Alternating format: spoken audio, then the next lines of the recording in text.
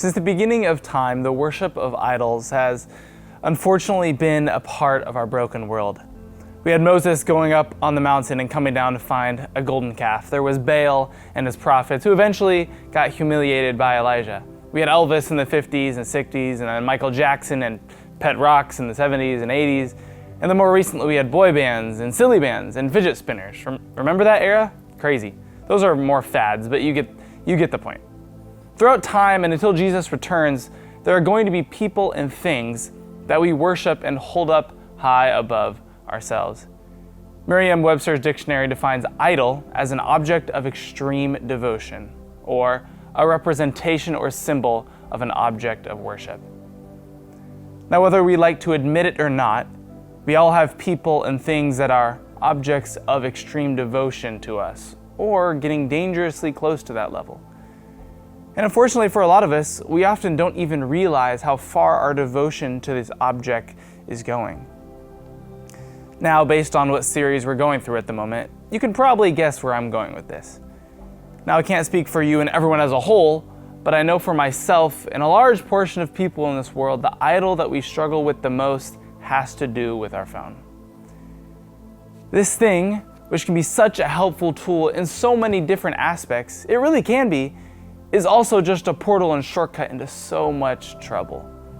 Whether it's social media, shopping, games, looking at things we shouldn't, texting, or just spending too much time on it altogether, there's so many different ways that our phones can lead us in the wrong direction and begin to enable us to create a person or object that has our extreme devotion.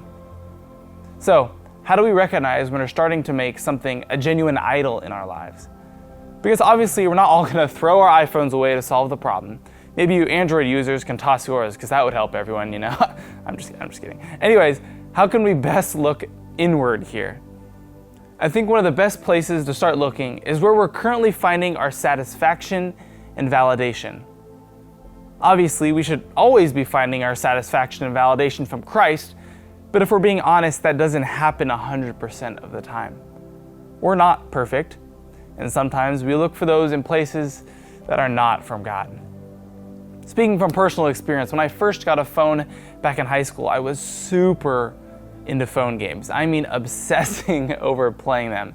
I spent an ungodly amount of time on them and made some very poor decisions in the process. Looking back on it now, it was very clear that a large portion of satisfaction in my life was dependent on the time and success that came from these phone games. Now I've finally freed myself from that vice today, but it certainly wasn't easy. There's always more idols that pop up on the horizon, some more serious than others, and our phones are unfortunately a gateway right to them. So after we recognize these potential objects of extreme devotion, what can we do? Well, I think you know, because all we can do is to give yourself and your time to God.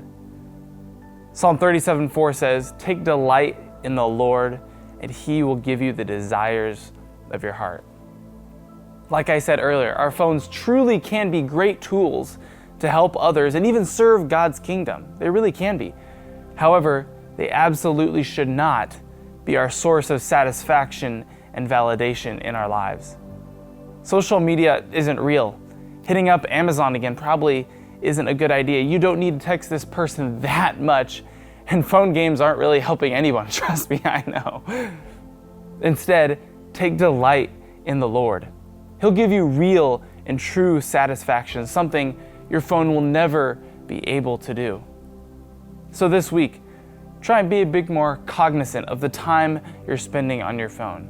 What exactly are you trying to gain? How much time are you spending on it? How much time are you not spending with other things or people? Instead, take delight in the Lord, and He will give you the true desires of your heart.